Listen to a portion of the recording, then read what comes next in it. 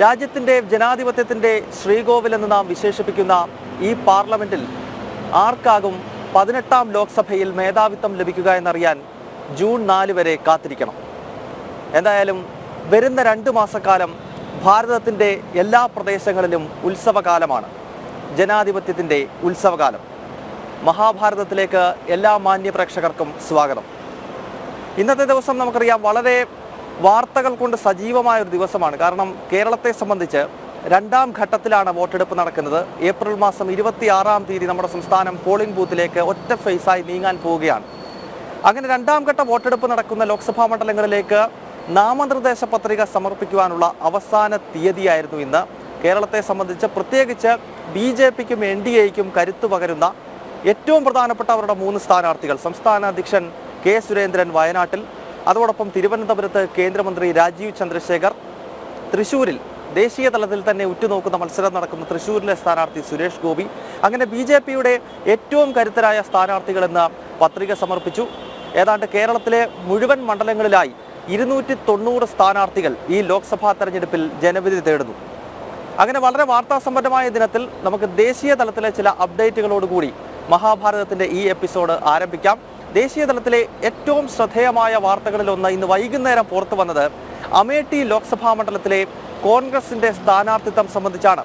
നമുക്കറിയാം, കോൺഗ്രസ് വിവിധ ഘട്ടങ്ങളിലായി സ്ഥാനാർത്ഥി പട്ടിക പുറത്തിറക്കിയെങ്കിലും അമേഠി റായ്ബറേലി എന്ന അവരുടെ പഴയ തട്ടകം, നെഹ്റു കുടുംബത്തിന് 2014 വരെ വലിയ സ്വാധീനമുണ്ടായിരുന്ന ആ 2 മണ്ഡലങ്ങളിൽ സ്ഥാനാർത്ഥികളെ ഇതേവരെ നിശ്ചയിച്ചിട്ടില്ല. അതിൻ്റെ കാരണം എന്നത് BJP ഈ 2 മണ്ഡലങ്ങളിലും വെല്ലുവിളിക്കുകയാണ്. അമേഠിയിൽ സ്മൃതി ഇറാനി നേരിട്ട് രാഹുലിനെ വെല്ലുവിളിക്കുന്നു. വരൂ, അമേഠിയിലേക്ക് വരൂ, BJPയോട് കൊമ്പ് കോർക്കൂ എന്ന വെല്ലുവിളി നടത്തുന്നു. രാഹുൽ പോകാൻ തയ്യാറാകുന്നില്ല. റായ്ബറേലി നമുക്കറിയാം, ഇപ്പോൾ സോണിയാഗാന്ധിയുടെ സിറ്റിംഗ് മണ്ഡലമാണ്. അവിടെയും BJP വെല്ലുവിളിക്കുകയാണ്. ഈ തവണ അതുകൂടി ഞങ്ങൾ പിടിച്ചെടുക്കും എന്ന വെല്ലുവിളി BJP മുന്നോട്ട് വയ്ക്കുന്നു. പക്ഷേ പ്രിയങ്ക വാദ്ര അവിടേക്ക് പോകാൻ തയ്യാറാകുന്നില്ല. അങ്ങനെ ആകെ ഒരു ആശയക്കുഴപ്പം കോൺഗ്രസിനകത്ത് തന്നെ ഈ 2 മണ്ഡലങ്ങളുമായി ബന്ധപ്പെട്ട് നിലനിൽക്കുമ്പോഴാണ് വലിയൊരു എൻട്രി ഇപ്പോൾ റോബർട്ട് വാദ്രയുടെ ഭാഗത്ത് നിന്ന് ഉണ്ടായിരിക്കുകയാണ്. നമുക്കറിയാം, പ്രിയങ്ക വാദ്രയുടെ ഭർത്താവാണ്.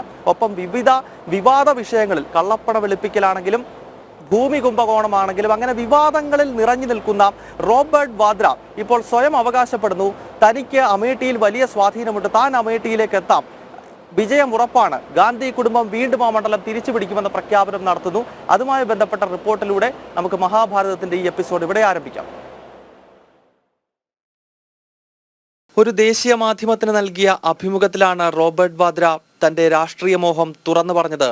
സജീവ രാഷ്ട്രീയത്തിൽ ഇറങ്ങാൻ ആഗ്രഹിക്കുന്നു, താൻ അമേഠിയിൽ മത്സരിക്കണമെന്ന് ജനങ്ങൾ ആഗ്രഹിക്കുന്നതായും കഴിഞ്ഞ തവണ അമേഠിക്ക് പറ്റിയ തെറ്റ് ഗാന്ധി കുടുംബത്തിലൂടെ തിരുത്തുമെന്നും വാദ്ര വ്യക്തമാക്കി. തന്റെ ആദ്യ തെരഞ്ഞെടുപ്പ് പ്രചരണം 1999 അമേഠിയിൽ പ്രിയങ്കയ്ക്കൊപ്പമായിരുന്നുവെന്നും വാദ്ര പറഞ്ഞു. അമേഠിയിലും റായ്ബറേലിയിലും കോൺഗ്രസ് ഇതുവരെ സ്ഥാനാർത്ഥികളെ പ്രഖ്യാപിച്ചിട്ടില്ല. അമേഠിയിൽ രാഹുലിനെയും റായ്ബറേലിയിൽ പ്രിയങ്കയെയും BJP മത്സരിക്കാൻ വെല്ലുവിളിക്കുന്നുണ്ട്. എന്നാൽ പരാജയ ഭീതി മൂലം ഇരുവരും ഒഴിവായി. ഇതിനിടയിലാണ് റോബർട്ട് വാദ്രയുടെ എൻട്രി. ഭൂമി കുംഭകോണം, കള്ളപ്പണം വെളുപ്പിക്കൽ തുടങ്ങി വിവാദങ്ങളുടെ തോഴനാണ് വാദ്ര. വിവിധ കേസുകളിൽ അന്വേഷണം നേരിടുന്ന വാദ്രയെ സ്ഥാനാർത്ഥിയാക്കിയാൽ കോൺഗ്രസിൽ തന്നെ പ്രതിഷേധം ശക്തമായേക്കും. ജനം, ഡൽഹി. റോബർട്ട് വാദ്രയുടെ സ്ഥാനാർത്ഥിത്വം കോൺഗ്രസ് ഇപ്പോഴും ഔദ്യോഗികമായി പ്രഖ്യാപിച്ചിട്ടില്ല. നേരത്തെ സൂചിപ്പിച്ചു, അമേഠി, റായ്ബറേലി എന്നീ 2 മണ്ഡലങ്ങളിൽ കോൺഗ്രസ് ഇപ്പോഴും സ്ഥാനാർത്ഥികളെ പ്രഖ്യാപിക്കാതെ ഇത്തരം ഒരു ആശയക്കുഴപ്പം ആ 2 മണ്ഡലങ്ങൾ സംബന്ധിച്ച് നെഹ്റു കുടുംബത്തിനകത്തും പാർട്ടിക്കകത്തും നിലനിൽക്കുമ്പോഴാണ് റോബർട്ട് വാദ്ര ഇപ്പോൾ സ്വന്തം നിലയിൽ താനാണ് സ്ഥാനാർത്ഥി എന്ന ചില സൂചനകൾ ദേശീയ മാധ്യമങ്ങൾക്ക് നൽകി ഇന്നിപ്പോൾ വാർത്തയിൽ ഇടം പിടിക്കുന്നത്. റോബർട്ട് വാദ്രയിൽ നിന്നും നേരെ നമ്മൾ CPMലേക്കാണ് പോകുന്നത്. നമുക്കറിയാം, പേരിൽ മാത്രമാണ് ദേശീയ പാർട്ടി, കേരളത്തിൽ മാത്രമാണ് CPMന് സംഘടനാ സംവിധാനം ഉള്ളതെങ്കിലും പേരിനെങ്കിലും ദേശീയ തലത്തിൽ അവർ എല്ലാ ലോക്സഭാ തെരഞ്ഞെടുപ്പുകളിലും പ്രകടന പത്രിക ഇറക്കാറുണ്ട്. ഈ തവണയും CPMന്റെ പ്രകടന പത്രിക ശ്രദ്ധ നേടുന്നത് ദേശവിരുദ്ധത കൊണ്ടാണ്. ഏറ്റവും പ്രധാനമായും അവർ പ്രഖ്യാപിക്കുന്നത് ഒന്ന്, UAPയെ എടുത്തു കളയുമെന്നുള്ളതാണ്. നമുക്കറിയാം, പോപ്പുലർ ഫ്രണ്ട് ഉൾപ്പെടെയുള്ള ഭീകര സംഘടനകളെയും വിവിധ ഭീകരന്മാരെയും ജയിലുകളിൽ അടയ്ക്കുവാൻ കേന്ദ്ര സർക്കാർ ചുമത്തുന്ന ഏറ്റവും പ്രധാനപ്പെട്ട ഭീകരവിരുദ്ധ, രാഷ്ട്രവിരുദ്ധ പ്രവർത്തനങ്ങൾക്കെതിരെയുള്ള നിയമമാണ് UAPA എന്നത്. CPMന്റെ പ്രകടന പത്രികയിൽ എടുത്തു പറയുന്നത് അവർക്ക് ദേശീയ തലത്തിൽ അധികാരം ലഭിച്ചാൽ UAPയെ ഒഴിവാക്കുമെന്നതാണ്. ഒപ്പം CAA റദ്ദാക്കും എന്ന പ്രഖ്യാപനം CPM-ന്റെ പ്രകടന പത്രികയിൽ വ്യക്തമാക്കുന്നു. അതോടൊപ്പം തങ്ങൾക്ക് ദേശീയ തലത്തിൽ അധികാരം ലഭിച്ചു കഴിഞ്ഞാൽ ജമ്മു കശ്മീരിന്റെ പ്രത്യേക അധികാരം തിരിച്ചു കൊണ്ടുവരും എന്ന പ്രഖ്യാപനം അടങ്ങുന്ന പ്രകടന പത്രിക CPM ഇന്ന് പുറത്തിറക്കി. ഡൽഹി AKG ഭവനിൽ നടന്ന ചടങ്ങിൽ ജനറൽ സെക്രട്ടറി സീതാറാം യെച്ചൂരിയും മുതിർന്ന PB അംഗങ്ങളും ചേർന്നാണ് CPM-ന്റെ പ്രകടന പത്രിക പുറത്തിറക്കിയത്. ഇസ്ലാമിക മതമൗലികവാദ സംഘടനകളും CPM-ഉമായുള്ള ബന്ധം ഒരിക്കൽ കൂടി വ്യക്തമാക്കുന്നതാണ് പ്രകടന പത്രിക. ഭീകരവാദികൾക്കും ഭീകര സംഘടനകൾക്കുമെതിരെ ചുമത്തുന്ന UAPA നിയമം ഒഴിവാക്കും എന്നതാണ് പ്രകടന പത്രികയിലെ പ്രധാന വാഗ്ദാനം. അടുത്ത കാലത്ത് കേന്ദ്ര സർക്കാർ പോപ്പുലർ ഫ്രണ്ട് ഉൾപ്പെടെയുള്ള ഭീകര സംഘടനകളെ നിരോധിച്ചത് UAPA ചുമത്തിയാണ്. പാകിസ്ഥാൻ, ബംഗ്ലാദേശ്, അഫ്ഗാനിസ്ഥാൻ എന്നീ രാജ്യങ്ങളിൽ മതപീഡനത്തെ തുടർന്ന് അഭയാർത്ഥികളായി എത്തുന്ന ഹിന്ദുക്കളും ക്രൈസ്തവരും അടങ്ങുന്ന മതവിഭാഗങ്ങൾക്ക് പൗരത്വം നൽകുന്ന CAA നിയമം റദ്ദാക്കുമെന്നും പ്രകടന പത്രിക പറയുന്നു. CPM-ന് അധികാരം ലഭിച്ചാൽ ജമ്മു കശ്മീരിന്റെ പ്രത്യേക അധികാരം പുനഃസ്ഥാപിക്കുമെന്നതാണ് മറ്റൊരു വാഗ്ദാനം. രാജ്യത്ത് ജാതി സെൻസസ് നടപ്പാക്കുമെന്നും CPM പ്രകടന പത്രിക വ്യക്തമാക്കുന്നു. ജനം, ഡൽഹി. ലോക്സഭാ തെരഞ്ഞെടുപ്പിന്റെ ചിത്രം കേരളത്തിൽ വ്യക്തമായി കഴിഞ്ഞിരിക്കുകയാണ്. 20 ലോക്സഭാ മണ്ഡലങ്ങളിലേക്കായി കേരളത്തിൽ 290 സ്ഥാനാർത്ഥികളാണ് മത്സരിക്കുന്നത്. ഇന്നിപ്പോൾ നാമനിർദ്ദേശ പത്രിക സമർപ്പിക്കുവാനുള്ള അവസാന തീയതി കഴിയുമ്പോഴാണ് ഈ ഒരു 290 പേരുടെ പട്ടിക ഇന്നിപ്പോൾ പുറത്തു വരുന്നത്. പക്ഷേ 8-ാം തീയതിക്കകം സ്ഥാനാർത്ഥികൾക്ക് വേണമെങ്കിൽ ഈ മത്സരത്തിൽ നിന്നും പിന്മാറാം. പക്ഷെ നിലവിൽ ഈ പത്രിക സമർപ്പിച്ചിരിക്കുന്നത് 290 പേരാണ്. 22 പേർ തിരുവനന്തപുരം ലോക്സഭാ മണ്ഡലത്തിൽ മത്സരിക്കുന്നു. ഇവിടെയാണ് ഏറ്റവും അധികം സ്ഥാനാർത്ഥികൾ തമ്മിൽ മത്സരം നടക്കുന്നത്. അതല്ലാതെ തന്നെ നമുക്കറിയാം തിരുവനന്തപുരം ദേശീയ തലത്തിൽ തന്നെ ശ്രദ്ധ നേടുന്ന മത്സരമാണ്. BJP-യുടെ കേന്ദ്രമന്ത്രിയായിട്ടുള്ള രാജീവ് ചന്ദ്രശേഖറും കഴിഞ്ഞ 15 വർഷമായി തിരുവനന്തപുരത്തെ പ്രതിനിധീകരിക്കുന്ന UDF-ന്റെ സീനിയർ നേതാവായിട്ടുള്ള കോൺഗ്രസിന്റെ മുതിർന്ന നേതാവ് ശശി തരൂരും ഒപ്പം ഇടതുപക്ഷത്തിന്റെ CPI-യുടെ നേതാവ് പന്നിയൻ രവീന്ദ്രനും തമ്മിൽ നടക്കുന്ന മത്സരം അത് ദേശീയ തലത്തിൽ തന്നെ ശ്രദ്ധ നേടുന്നുണ്ട്. ഒപ്പം കേരളത്തിൽ ഏറ്റവും കൂടുതൽ സ്ഥാനാർത്ഥികൾ മത്സരിക്കുന്നതും തിരുവനന്തപുരത്താണ്. 8 സ്ഥാനാർത്ഥികൾ മാത്രം പത്രിക നൽകിയിട്ടുള്ള ആലത്തൂരിലാണ് ഏറ്റവും കുറച്ച് സ്ഥാനാർത്ഥികൾ പത്രിക സമർപ്പിച്ചിരിക്കുന്നത്. നാമനിർദ്ദേശ പത്രിക സമർപ്പിക്കുന്നതിനുള്ള സമയപരിധി ഇന്ന് അവസാനിച്ചപ്പോഴാണ് സംസ്ഥാനത്തെ രാഷ്ട്രീയ ചിത്രം തെളിഞ്ഞത്. ആകെ 290 സ്ഥാനാർത്ഥികളാണ് 20 മണ്ഡലങ്ങളിലായി പത്രിക നൽകിയത്. ഇതിൽ രാഷ്ട്രീയ പാർട്ടികളുടെ ഡമ്മി സ്ഥാനാർത്ഥികളും സ്വതന്ത്രരും ഉൾപ്പെടുന്നു. ഒരേ സ്ഥാനാർത്ഥികൾ ഒന്നിലധികം പത്രികകൾ നൽകിയതിനാൽ ആകെ 499 എണ്ണം ഇതുവരെ ലഭിച്ചുവെന്നാണ് കണക്ക്. പത്രികകളുടെ സൂക്ഷ്മ പരിശോധന നാളെ നടക്കും. ഏപ്രിൽ 8-ന് നാമനിർദ്ദേശ പത്രിക പിൻവലിക്കുന്നതിനുള്ള സമയപരിധി അവസാനിക്കുന്നതോടെ അന്തിമ സ്ഥാനാർത്ഥി പട്ടികയ്ക്ക് രൂപമാകും. ഇതുവരെ നാമനിർദ്ദേശ പത്രിക സമർപ്പിച്ചിട്ടുള്ള സ്ഥാനാർത്ഥികളുടെ മണ്ഡലം തിരിച്ചുള്ള വിവരം ഇങ്ങനെയാണ്. തിരുവനന്തപുരം 22, ആറ്റിങ്ങൽ 14, കൊല്ലം 15, പത്തനംതിട്ട 10, മാവേലിക്കര, ആലപ്പുഴ 14 വീതം, കോട്ടയം 17, ഇടുക്കി 12, എറണാകുളം 14, ചാലക്കുടി 13, തൃശൂർ 15, ആലത്തൂർ 8, പാലക്കാട് 16, പൊന്നാനി 20, മലപ്പുറം 14, കോഴിക്കോട് 15, വയനാട് 12, വടകര 14, കണ്ണൂർ 18, കാസർഗോഡ് 13. ഏറ്റവും അധികം സ്ഥാനാർത്ഥികൾ പത്രിക സമർപ്പിച്ചത് തിരുവനന്തപുരം മണ്ഡലത്തിലാണ്. ഏറ്റവും കുറവ് ആലത്തൂരിലും. മാർച്ച് 28-നാണ് സംസ്ഥാനത്ത് നാമനിർദ്ദേശ പത്രിക സമർപ്പണം തുടങ്ങിയത്. പത്രികാ സമർപ്പണത്തിന്റെ അവസാന ദിവസമായ വ്യാഴാഴ്ച മാത്രം 252 നാമനിർദ്ദേശ പത്രികകൾ സമർപ്പിക്കപ്പെട്ടു. ഏപ്രിൽ 26-നാണ് പൊതു തെരഞ്ഞെടുപ്പ്. ജനം, തിരുവനന്തപുരം. ിൽ ആവേശമായി രാജീവ് ചന്ദ്രശേഖർ തന്റെ പ്രചരണ പരിപാടികളുമായി മുന്നേറുകയാണ്. ഇന്നാണ് അദ്ദേഹം നാമനിർദ്ദേശ പത്രിക സമർപ്പിച്ചത്. വലിയ തോതിലുള്ള പ്രകടനവുമായി എത്തി അദ്ദേഹം പത്രിക സമർപ്പിക്കുകയായിരുന്നു. മത്സ്യത്തൊഴിലാളികളും അതോടൊപ്പം തന്നെ തൊഴിലുറപ്പ് തൊഴിലാളികളുമാണ് രാജീവ് ചന്ദ്രശേഖറിന് തെരഞ്ഞെടുപ്പിൽ മത്സരിക്കുവാൻ കെട്ടിവെക്കേണ്ട പണം നൽകിയത് എന്നതും ശ്രദ്ധേയമായി. പേരൂർക്കട നിന്നും വമ്പിച്ച റോഡ് ഷോയോടെയാണ് തിരുവനന്തപുരം ലോക്സഭാ മണ്ഡലത്തിലെ NDA സ്ഥാനാർത്ഥി രാജീവ് ചന്ദ്രശേഖർ നാമനിർദ്ദേശ പത്രികാ സമർപ്പണത്തിനെത്തിയത്. കേന്ദ്ര വിദേശകാര്യമന്ത്രി S ജയശങ്കർ റോഡ് ഷോയിൽ പങ്കെടുത്തു. രാജീവ് ചന്ദ്രശേഖറിന്റെ വികസന കാഴ്ചപ്പാടിന് ലഭിച്ച സ്വീകാര്യത വെളിവാക്കുന്നതായിരുന്നു റോഡ് ഷോയിലെ ജനപങ്കാളിത്തം. വർണ്ണാധികാരിയായ ജില്ലാ കളക്ടർ ജെറോമിക് ജോർജിന് മുന്നാലെ 3 സെറ്റ് പത്രികകളാണ് അദ്ദേഹം സമർപ്പിച്ചത്. തിരുവനന്തപുരത്തിന്റെ വികസനം മാത്രമാണ് തന്റെ ലക്ഷ്യമെന്ന് നാമനിർദ്ദേശ പത്രിക സമർപ്പിച്ചതിനു ശേഷം രാജീവ് ചന്ദ്രശേഖർ പറഞ്ഞു. തിരുവനന്തപുരത്തെ പുരോഗതിക്ക് വേണ്ടി ഞാൻ എൻ്റെ ഒരു എഫേർട്ടും അതിനുവേണ്ടി എൻ്റെ ഒരു ക്യാമ്പയിനും ഞാൻ ജനങ്ങളോട് അവരുടെ അനുഗ്രഹവും അവരുടെ പിന്തുണയും ഞാൻ അഭ്യർത്ഥിക്കുന്നു. എനിക്ക് ഉറപ്പുണ്ട് തിരുവനന്തപുരത്തെ ജനങ്ങൾക്ക് ഒരു മാറ്റം വേണം. അത് നമുക്ക് ജൂൺ 4 കാണാം. കേന്ദ്രമന്ത്രി എസ് ജയശങ്കറിനൊപ്പം BJP അഖിലേന്ത്യാ ഉപാധ്യക്ഷൻ AP അബ്ദുള്ളക്കുട്ടി, മുൻ അംബാസിഡർ TP ശ്രീനിവാസൻ, BJP ജില്ലാ അധ്യക്ഷൻ VV രാജേഷ്, ദേശീയ നിർവാഹക സമിതി അംഗം PK കൃഷ്ണദാസ്, മുതിർന്ന BJP നേതാവ് O രാജഗോപാൽ എന്നിവരും പത്രികാ സമർപ്പണത്തിനെത്തിയിരുന്നു. വിദ്യാർത്ഥികൾ, കള്ളിക്കാട് ഗ്രാമപഞ്ചായത്തിലെ തൊഴിലുറപ്പ് തൊഴിലാളികൾ, പൊഴിയൂരിലെ മത്സ്യത്തൊഴിലാളികൾ, ഡോക്ടർമാർ, IT മേഖലയിൽ ഉൾപ്പെട്ടവർ, വിദ്യാർത്ഥികൾ തുടങ്ങി സമൂഹത്തിന്റെ വിവിധ മേഖലകളിൽ ഉൾപ്പെട്ടവരാണ് അദ്ദേഹത്തിന് കെട്ടിവെക്കുന്നതിനുള്ള തുക കൈമാറിയത്. ജനം, തിരുവനന്തപുരം.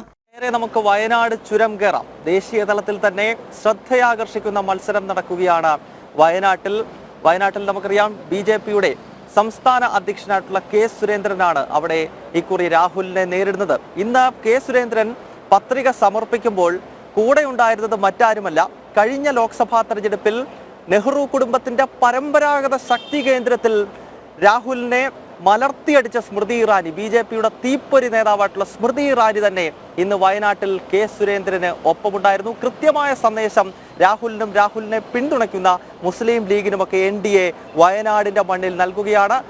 ഏറ്റവും ശ്രദ്ധേയമായ മത്സരം നടക്കുന്ന വയനാട്ടിൽ ഇന്ന് NDA സ്ഥാനാർത്ഥി K സുരേന്ദ്രൻ പത്രിക സമർപ്പിച്ചു. അതുമായി ബന്ധപ്പെട്ട റിപ്പോർട്ട് കാണാം.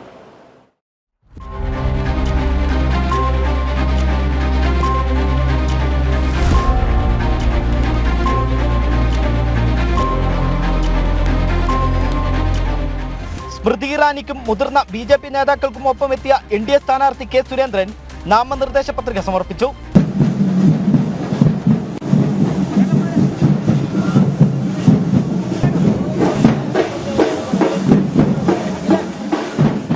നാമനിർദ്ദേശ പത്രിക നൽകാൻ K സുരേന്ദ്രനോടൊപ്പം എത്തിയ സ്മൃതി ഇറാനിക്ക് ഉജ്ജ്വല സ്വീകരണമാണ് പ്രവർത്തകർ നൽകിയത്. മുദ്രാവാക്യം വിളിച്ചും കൊടിതോരണങ്ങൾ ഉയർത്തിയും പ്രവർത്തകർ കേന്ദ്രമന്ത്രിയെ വരവേറ്റു.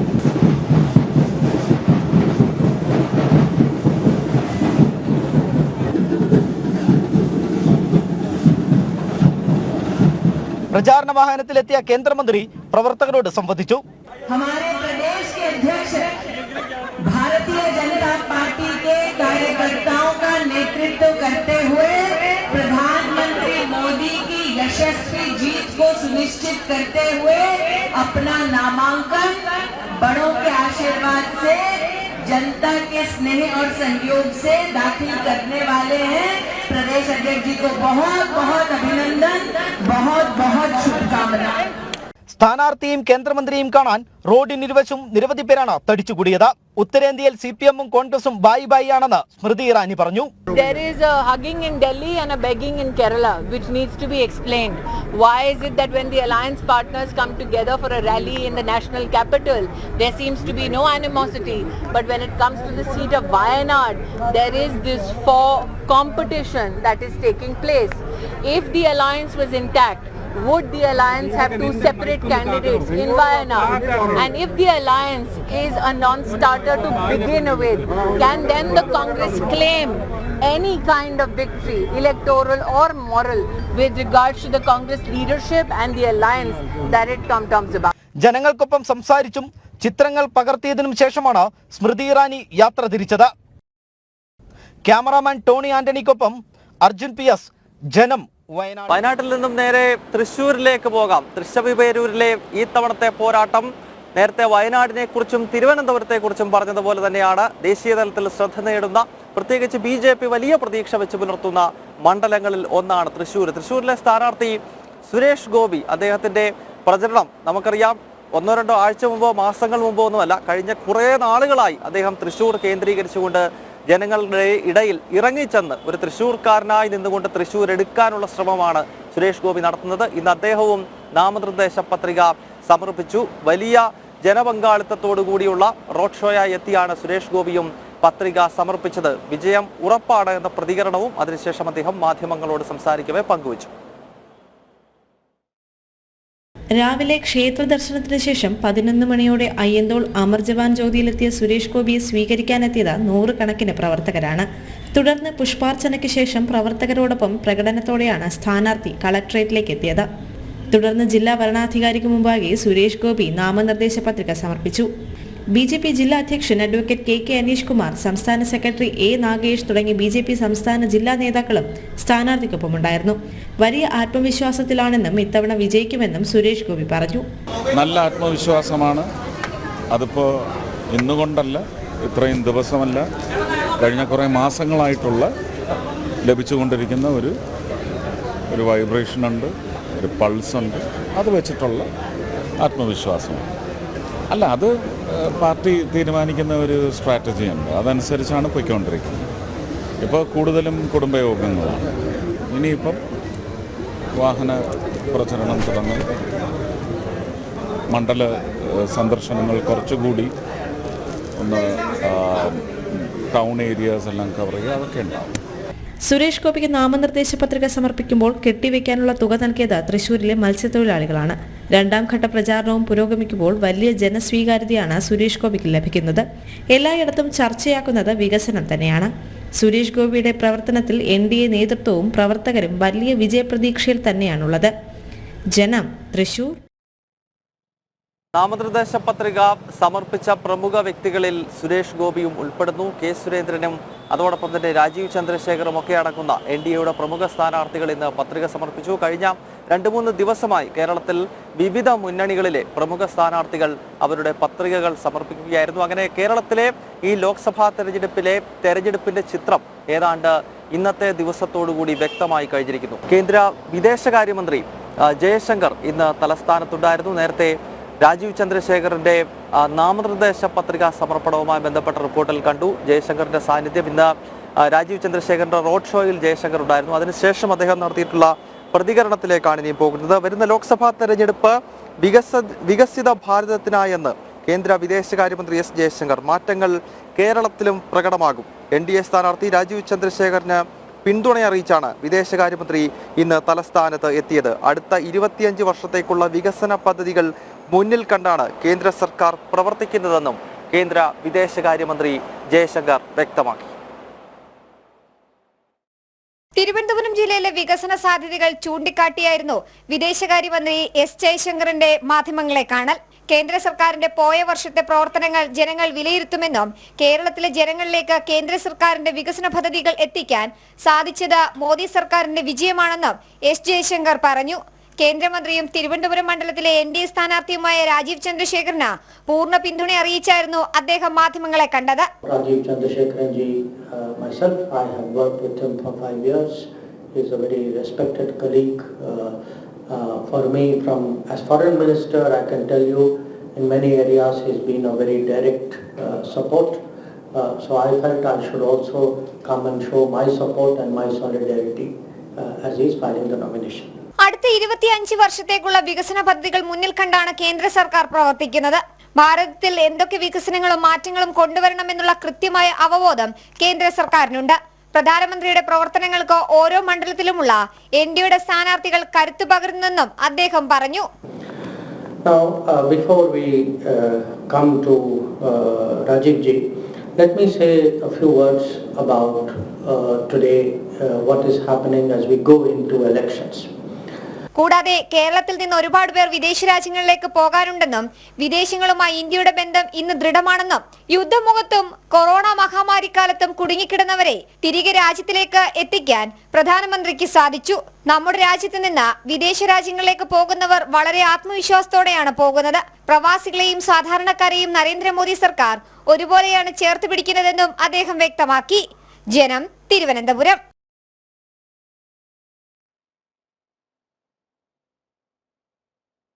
എറണാകുളത്തേക്കാണ് ഇനിയും പോകുന്നത്. എറണാകുളം പൊതുവെ നിയമസഭാ തെരഞ്ഞെടുപ്പുകളിൽ അടുത്ത കാലത്തായി ഒരു മുന്നണികൾക്കും വ്യക്തമായ ഒരു മേധാവിത്വം നൽകാറില്ല.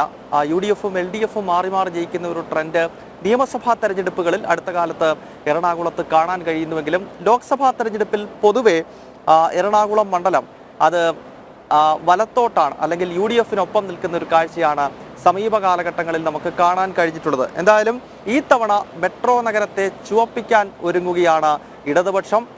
എറണാകുളം ലോക്സഭാ മണ്ഡലത്തിലെ LDF സ്ഥാനാർത്ഥിക്കൊപ്പം ഞങ്ങളുടെ പ്രതിനിധി രേഷ്മ ബാബു തയ്യാറാക്കിയ പ്രത്യേക റിപ്പോർട്ട് കാണാം. എറണാകുളം ലോക്സഭാ മണ്ഡലത്തിന്റെ തെരഞ്ഞെടുപ്പ് ചരിത്രം പരിശോധിച്ചാൽ കോൺഗ്രസിനാണ് മേൽക്കൈയെങ്കിലും അപ്രതീക്ഷിതമായി ഇടതിനെ പിന്തുണച്ച ചരിത്രവും അക്കൂട്ടത്തിലുണ്ട്. സ്ത്രീ വോട്ടർമാർ ഏറെയുള്ള മണ്ഡലത്തിൽ വനിതാ സ്ഥാനാർത്ഥിയാണ് LDFന്റെ തുറുപ്പുചീട്ട്.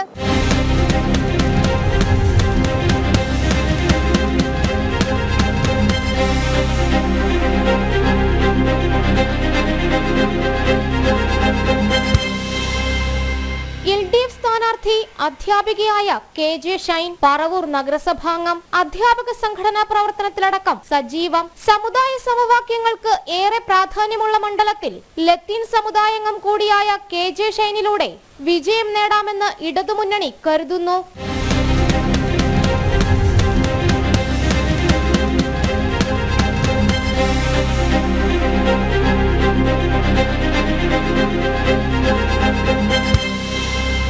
ബൂത്ത് തലത്തിലെ കുടുംബയോഗങ്ങളിലും മറ്റും പങ്കെടുത്ത് പ്രചാരണവുമായി മുന്നോട്ടു പോകുന്ന സ്ഥാനാർത്ഥി വിജയത്തിൽ കുറഞ്ഞൊന്നും പ്രതീക്ഷിക്കുന്നില്ല. ഉറപ്പായും വിജയിക്കും. ഈ 7 നിയമസഭാ മണ്ഡലങ്ങളിലും നമ്മൾ പോകുമ്പോൾ ജനങ്ങളുടെ വലിയ പങ്കാളിത്തം, അത് ഇടതുപക്ഷത്തിൻ്റെ പാർട്ടി അംഗങ്ങളോ മാത്രമല്ല, വലിയ തോതിൽ ജനങ്ങളുടെ ഒരു പങ്കാളിത്തം, ഇടതുപക്ഷം ജയിക്കണമെന്ന് ആഗ്രഹിക്കുന്നു. മികച്ച ജീവിത അന്തസ്സുള്ള ഒരു സംസ്ഥാനമാണ് കേരളം. ഇവിടേക്ക് വരികയാണ്. ഇന്നിപ്പോൾ ആദ്യത്തെ ഒരു യോഗത്തിൽ ഒരു ഉത്തർപ്രദേശിൽ നിന്ന് വരുന്ന ഒരു സഹോദരിയെ കണ്ടു. 5 വർഷമായി അവരുടെ താമസിക്കുന്നു. ഞാൻ ചോദിച്ചു എങ്ങനെയാണ് ഞങ്ങളുടെ നാട്, പറഞ്ഞു വളരെ സന്തോഷം, എല്ലാവരും വളരെ സപ്പോർട്ടീവാണ് എന്ന് പറയുന്നു. അതൊക്കെ ജനങ്ങൾ അവരുടെ ജീവിതത്തിൽ അനുഭവിക്കുന്നതാണ്. അത് ഈ റിസൾട്ടിനെ തീർച്ചയായിട്ടും 15 വർഷമായി വലതുമുന്നണിക്കൊപ്പം നിൽക്കുന്ന മണ്ഡലം ഇത്തവണ കൈപ്പിടിയിൽ ഒതുക്കാനാകുമെന്ന പ്രതീക്ഷയിലാണ് ഇടതുമുന്നണി.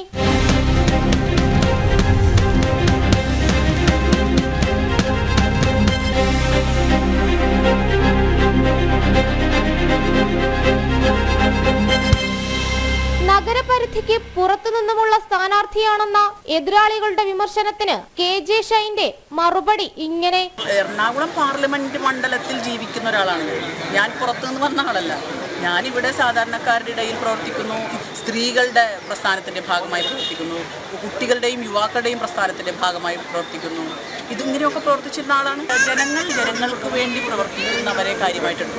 KJ ഷൈനിലൂടെ അരിവാൾ ചുറ്റിക നക്ഷത്രം ചിഹ്നത്തിൽ ഒരിക്കൽ കൂടി എറണാകുളത്ത് വിജയം കൊയ്യാമെന്ന ഇടതുമുന്നണിയുടെ പ്രതീക്ഷ യാഥാർത്ഥ്യമാകുമോ? കാത്തിരുന്നു കാണാം. കൊച്ചിയിൽ നിന്നും ക്യാമറാമാൻ മനു കൃഷ്ണയ്ക്കൊപ്പം രേഷ്മ ബാബു, ജനം. എന്തായാലും ഈ തവണ എറണാകുളം UDF-നൊപ്പമോ LDF-നൊപ്പമോ അതല്ലെങ്കിൽ BJP അവിടെ ഒരു അട്ടിമറി മുന്നേറ്റം നടത്തുമോ എന്നൊക്കെ കാത്തിരുന്ന് കാണാം. എറണാകുളത്ത് നിന്നും നമ്മൾ നേരെ കൊല്ലത്തേക്ക് പോവുകയാണ്. MP എന്ത് ചെയ്തു എന്ന പ്രത്യേക സെഗ്മെന്റ് മഹാഭാരതത്തിന്റെ ഓരോ എപ്പിസോഡിലുമുണ്ട്. കേരളത്തിലെ 20 ലോക്സഭാ മണ്ഡലങ്ങളിൽ കഴിഞ്ഞ 5 വർഷക്കാലം പ്രതിനിധീകരിച്ച MP-മാർ, ഈ പാർലമെന്റിൽ വന്നിട്ടുള്ള MP-മാർ അവർ സ്വന്തം മണ്ഡലങ്ങളിൽ എന്തെങ്കിലും ചെയ്തിട്ടുണ്ടോ എന്ന അന്വേഷണമാണ് ജനത്തിന്റെ ഓരോ ബ്യൂറോകളും നടത്തുന്നത്. ഇന്ന് കൊല്ലം ജില്ലയാണ്. നമുക്കറിയാം, കഴിഞ്ഞ 10 വർഷക്കാലമായി ലോക്സഭയെ കൊല്ലത്ത് നിന്നും പ്രതിനിധീകരിക്കുന്നത് NK പ്രേമചന്ദ്രനാണ്.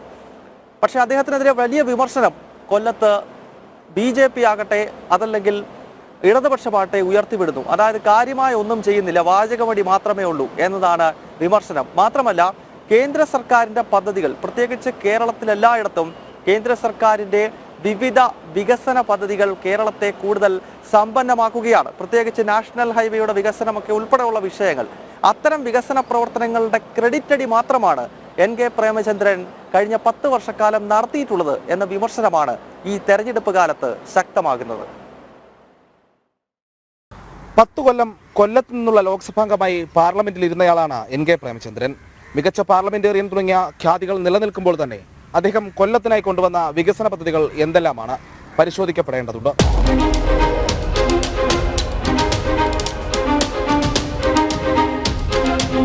മോദി സർക്കാർ കഴിഞ്ഞ 10 വർഷം രാജ്യത്ത് നടപ്പിലാക്കിയത് സമാനതകളില്ലാത്ത വികസനക്ഷേമ പ്രവർത്തനങ്ങളാണ്. അതിൽ ഹൈവേ വികസനം പോലെയുള്ള അടിസ്ഥാന സൗകര്യ വികസന പദ്ധതികൾ മുതൽ കിസാൻ സമ്മാൻ നിധി വരെയുള്ള ക്ഷേമ പദ്ധതികളുമുണ്ട്.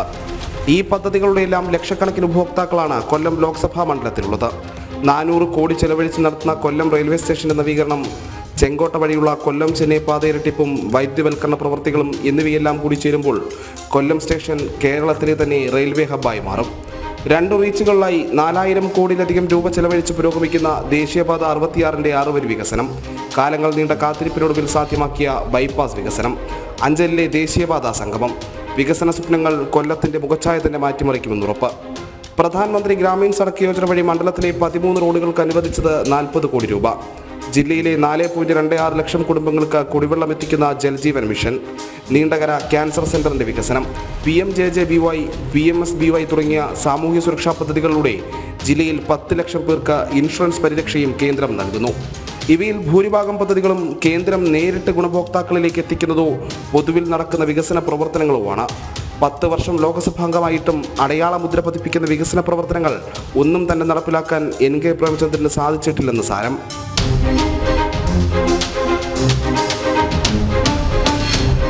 റെയിൽവേ സ്റ്റേഷനുകളുടെയും ഹൈവേകളുടെയും വികസനം രാജ്യത്താകെ തന്നെ പൊതുവായി മോദി സർക്കാർ നടപ്പിലാക്കുന്നുണ്ട്.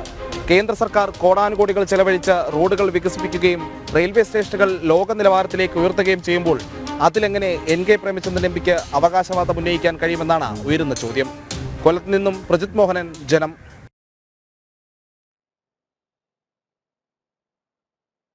SDPIയുടെ പിന്തുണ UDFന് പ്രഖ്യാപിച്ച സംഭവം കേരളത്തിൽ മാത്രമല്ല, ഇങ്ങ് ഡൽഹിയിൽ പോലും സജീവ ചർച്ചാ വിഷയമാണ്. ദേശീയ തലത്തിൽ തന്നെ BJP ഉന്നയിക്കുന്നു. ഭീകര സംഘടനയായ പോപ്പുലർ ഫ്രണ്ടിന്റെ രാഷ്ട്രീയ വിഭാഗമായ SDPIയുടെ പിന്തുണ അങ്ങ് കേരളത്തിൽ UDFനും കോൺഗ്രസിനുമാണ്. ദേശീയ തലത്തിൽ തന്നെ ചർച്ചാ വിഷയമാകുന്ന ഈ വിഷയത്തിൽ കേരളത്തിലെ സ്ഥാനാർത്ഥികൾ, പ്രത്യേകിച്ച് UDF സ്ഥാനാർത്ഥികൾ അഴുകുഴമ്പൻ സമീപനം മുന്നോട്ട് വയ്ക്കുകയാണ്. പല സ്ഥാനാർത്ഥികളും SDPIയുടെ വോട്ട് വേണ്ട എന്നോ വേണമെന്നോ പറയാതെ കൃത്യമായ നിലപാട് വ്യക്തമാക്കുന്നില്ല എന്നതാണ് ശ്രദ്ധേയം. കൊല്ലത്തെ തന്നെ സ്ഥാനാർത്ഥിയായിട്ടുള്ള UDF സ്ഥാനാർത്ഥിയായിട്ടുള്ള NK Premachandran SDPI UDF ബന്ധത്തെപ്പറ്റി എന്താണ് പറഞ്ഞിരിക്കുന്നത് എന്ന് വ്യക്തമാക്കാം. SDPI പിന്തുണ വേണ്ടെന്ന് പറയാതെ കൊല്ലത്തെ UDF സ്ഥാനാർത്ഥി NK പ്രേമചന്ദ്രൻ മതേതര കക്ഷികൾ അധികാരത്തിലെത്തണമെന്ന് ആഗ്രഹിക്കുന്ന സംഘടനകളുടെ പിന്തുണ വേണ്ടെന്ന് വ്യക്തിപരമായി അഭിപ്രായമില്ല. UDF തീരുമാനത്തെക്കുറിച്ച് തനിക്ക് അറിയില്ലെന്നും NK പ്രേമചന്ദ്രൻ പ്രതികരിച്ചു. SDPIയുടെ പിന്തുണ പരസ്യമായി വേണ്ടെന്നാണ് പ്രതിപക്ഷ നേതാവും കോൺഗ്രസും പറയുന്നത്.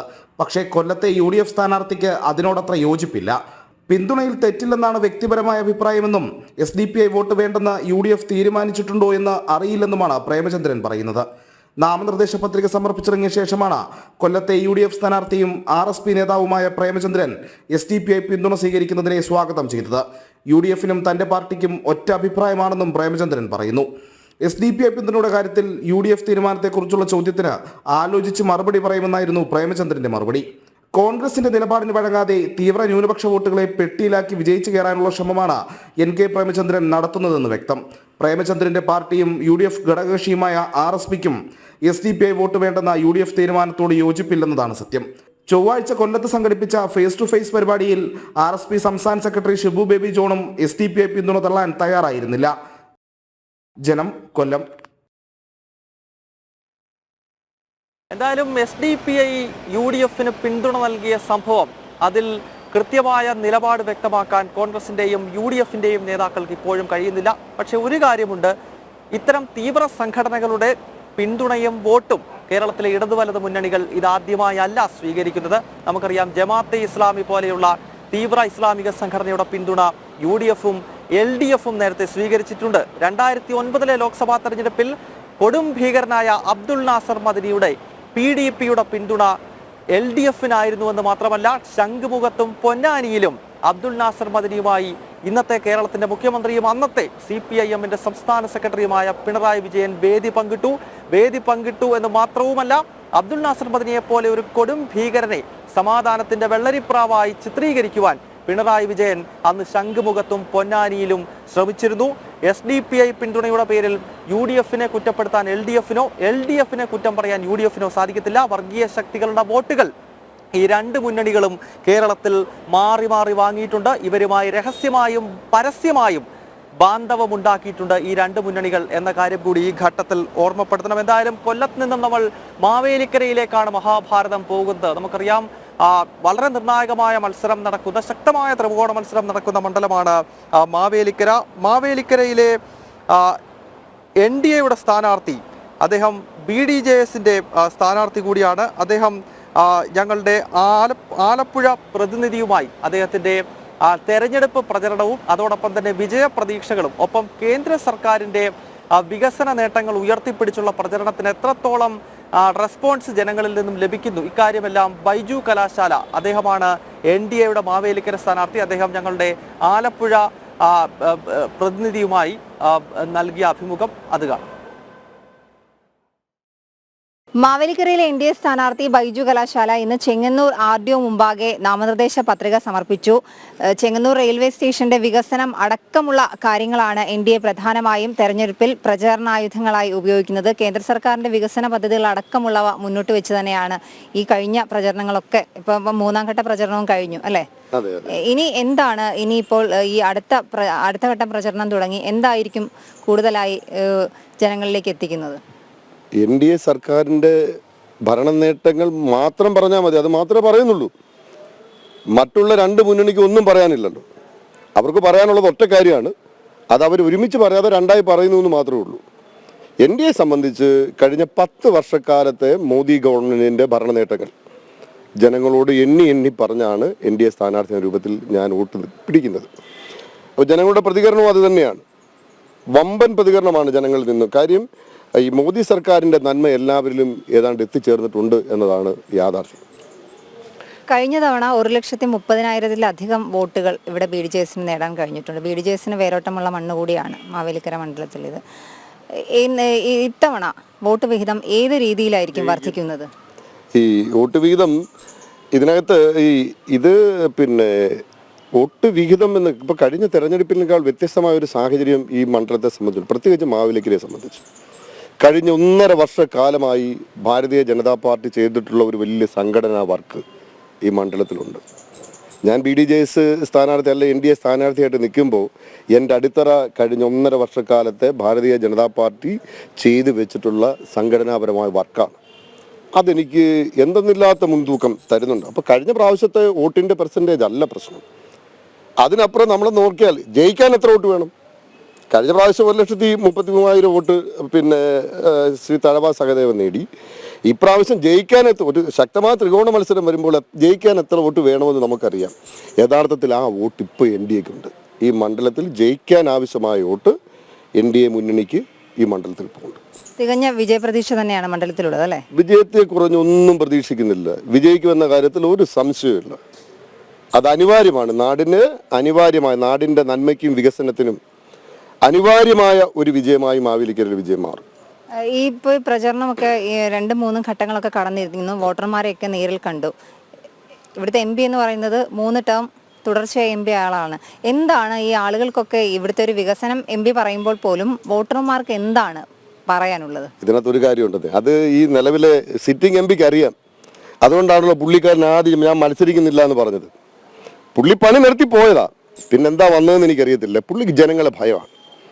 കഴിഞ്ഞ നാളുകളിൽ ഈ മണ്ഡലത്തിൽ അദ്ദേഹത്തിൻ്റെ അസാന്നിധ്യം, പിന്നെ മണ്ഡലത്തിലെ വികസനത്തിൻ്റെ പിന്നോക്കാവസ്ഥ, ഈ ഉയരവിളക്ക് കൊണ്ട് എല്ലാം നടന്നു എന്നാരും ധരിക്കേണ്ട. വമ്പൻ പദ്ധതികൾ നടപ്പാക്കേണ്ട ഒരു മണ്ഡലം, ഇത്രയും വൈവിധ്യപൂർണമായ ഒരു മണ്ഡലം. കുട്ടനാട്ട് ആലപ്പുഴ കയറായാലും കുട്ടനാട്ടിൻ്റെ നെല്ലായാലും അപ്പുറം ചെന്നാൽ കശുവണ്ടി മേഖലയിലെ പ്രശ്നങ്ങളായാലും ഇതെല്ലാം പ്രശ്നങ്ങളാണ്. ഒന്നിനും ഇപ്പോൾ കുട്ടനാട്ട് കുടിവെള്ളക്ഷാമം ഭയങ്കര പ്രശ്നമാണ്. ഒന്നിനും പരിഹാരം ഉണ്ടാക്കിയിട്ടില്ല. ഇങ്ങനെ പിന്നെ അവിടെ നാട്ടുകാരെന്തെങ്കിലും ആവശ്യത്തിന് സമരം നടത്തുമ്പോൾ അതിൻ്റെ കൂടെ പോയിരുന്ന് സമരം ചെയ്യാൻ ഒരു MPയെ വേണോ മാവേലിക്കരയ്ക്ക്? ജനകീയ വിഷയങ്ങൾ അറിഞ്ഞ് ജനകീയ പ്രശ്നങ്ങൾ അറിഞ്ഞും പഠിച്ചും പരിഹരിക്കാൻ ഒരു MP അവർക്ക് വേണം. ആ MPയെ ഈ പ്രാവശ്യം NDAയുടെ MP ആയിരിക്കും. ജനം ആ NDA മുന്നണിയെയും സ്ഥാനാർത്ഥിയായി എന്നെയും തെരഞ്ഞെടുക്കും എന്ന് തന്നെയാണ് ഞാൻ വിശ്വസിക്കുന്നത്. കേന്ദ്ര സർക്കാരിന്റെ വികസന പദ്ധതികൾ എല്ലാം തന്നെ ജനം ഏറ്റെടുത്തു കഴിഞ്ഞു. അതുകൊണ്ട് തികഞ്ഞ വിജയപ്രതീക്ഷയിൽ തന്നെയാണ് മാവേലിക്കരയിലെ NDA സ്ഥാനാർത്ഥി ബൈജു കലാശാല. മാവേലിക്കരയിൽ നിന്നും ക്യാമറമാൻ സുമേഷ് പുന്നമടയ്ക്കൊപ്പം നിഷാദിലി, ജനം. മാവേലിക്കരയിൽ നിന്നും ഇനിയും ഇടുക്കിയിലേക്ക് പോകാം. നമുക്കറിയാം, ഇടുക്കി അയൽ സംസ്ഥാനമായ തമിഴ്നാടുമായി അതിർത്തി പങ്കിടുന്ന ഒരു ജില്ല കൂടിയാണ്. അതിനാൽ തമിഴ്നാട്ടിലെ പ്രധാനപ്പെട്ട രാഷ്ട്രീയ പാർട്ടികൾക്കൊക്കെ അല്പമൊക്കെ സംഘടനാ സംവിധാനം ഇടുക്കിയിലുമുണ്ട് എന്ന കാര്യത്തിൽ സംശയമില്ല. അതിനാൽ ഇന്നിപ്പോൾ തമിഴ്നാട്ടിലെ ഭരണകക്ഷിയായിട്ടുള്ള ദ്രാവിഡ മുന്നേറ്റ കഴകം DMK അവരുടെ ഇടുക്കി ജില്ലയിലെ പിന്തുണ LDFന് നൽകിയിരിക്കുകയാണ്. ഇന്നിപ്പോൾ ഇടുക്കിയിലെ പൂപ്പാറയിൽ ചേർന്ന DMKയുടെ ജില്ലാതല നേതൃയോഗമാണ് ഇത് സംബന്ധിച്ച തീരുമാനമെടുത്തത്. ഇടുക്കി ജില്ലയിൽ 22,000 അംഗങ്ങളും ഇരട്ടിയിലധികം അനുഭാവികളും ഉണ്ടെന്നാണ് DMK ജില്ലാ നേതൃത്വത്തിന്റെ അവകാശവാദം. മണ്ഡലങ്ങളിൽ ഇന്ത്യ മുന്നണി സ്ഥാനാർത്ഥികളെ പിന്തുണയ്ക്കാനാണ് പാർട്ടി തീരുമാനിച്ചിരിക്കുന്നത്. ഇടുക്കി ജില്ലയിലെ നിലവിലെ സാഹചര്യങ്ങൾ വിലയിരുത്തി LDFന് പിന്തുണ നൽകാനാണ് നേതാക്കൾ തീരുമാനിച്ചത്. நமது வேட்பாளர் ஜோய்ஸ் ஜோர்ஜ் அவர்களுக்கு இடுக்கி டிஸ்ட்ரிக்ட் திராவிட முன்னேற்ற கழகத்தின் சார்பாக முழுமையாக பிന്തുണ கொடுக்க வேண்டும் என்றும் பாகத்தில் உள்ள அனைத்து மக்களுக்கும் அவர் நல்ல காரியங்களை முன்னின்று செய்வார் என்ற அறிவுரைத்தின் பேரில் இன்று நாங்கள் அவருக்கு முழு ஒத்துழைப்பு கொடுக்க தயாராக உள்ளோம். 42 பஞ்சாயத்துகளில் DMKனுடைய கமிட்டி உண்டு. கமிட்டியின் சார்பாக அவருக்கு முழு மனதுடன் வேலை செய்ய தீர்மானம் எடுக்கப்பட்டுள்ளது. ஆகவே இந்த முறை ஜோய்ஸ் ஜோர்ஜ் அவர்கள் വൻ ഭൂരിപക്ഷത്തിൽ വെற்றி പെറുവാർ என்பதை இந்த இடத்தில் தெரிவித்துக் கொள்கிறேன். പിന്തുണ നൽകണമെന്നാവശ്യപ്പെട്ട് LDF നേതാക്കൾ തങ്ങളെ സമീപിച്ചിരുന്നുവെന്നും നേതാക്കൾ വ്യക്തമാക്കി. അതിർത്തി ഗ്രാമങ്ങളിലെ തമിഴ് വോട്ടുകൾ സമാഹരിക്കാൻ കഴിയുമെന്നതാണ് DMKയുടെ വിശ്വാസം. എന്നാൽ കേരളത്തിലും ഇടുക്കിയിലും സജീവമല്ലാത്ത DMKയുടെ പിന്തുണ LDFന് നേട്ടമുണ്ടാക്കില്ല എന്ന വിലയിരുത്തലിലാണ് മറ്റു മുന്നണി ക്യാമ്പുകൾ. ജനം, ഇടുക്കി. ഇടുക്കിയിൽ DMKയുടെ പിന്തുണ LDFന് വ്യക്തമാക്കുന്നു. പൂപ്പാറയിൽ ചേർന്ന ദ്രാവിഡ മുന്നേറ്റ കഴകത്തിൻ്റെ ജില്ലാതല നേതൃയോഗമാണ് ഈ ലോക്സഭാ തെരഞ്ഞെടുപ്പിൽ ഇടുക്കി ജില്ലയിൽ LDFനെ പിന്തുണയ്ക്കാം എന്ന് സംബന്ധിച്ച ഒരു തീരുമാനത്തിലേക്ക് എത്തിയത്. നമുക്കറിയാം, ജോയ്സ് ജോർജാണ്. അദ്ദേഹം മുൻപ് MP ആയിരുന്നു. 2014 അവിടെ LDF സ്വതന്ത്രനായി ഇടുക്കി ജില്ലയിൽ വിജയിച്ച ജോയ്സ് ജോർജിനെയാണ് വീണ്ടും ഈ തവണ LDF ഇടുക്കിയിൽ പരീക്ഷിക്കുന്നത്. അവിടെ അയൽ സംസ്ഥാനമായ തമിഴ്നാട്ടിൽ നിർണായക ശക്തിയായ ഭരണകക്ഷിയായ DMK ഇടുക്കി ജില്ലയിൽ അവരുടെ സംഘടനാ സംവിധാനം അല്പമെങ്കിലും കേരളത്തിലുള്ള ഒരു പ്രദേശമാണ്. അവിടുത്തെ പിന്തുണ LDFന് നൽകുകയാണ്. ഇതോടുകൂടി മഹാഭാരതത്തിൻ്റെ ഈ ഒരു അധ്യായം ഇവിടെ അവസാനിക്കുന്നു. നാളെ രാവിലെ 8:30 വീണ്ടും മഹാഭാരതത്തിൽ കണ്ടുമുട്ടാം. എല്ലാ പ്രേക്ഷകർക്കും നന്ദി. ശുഭരാത്രി.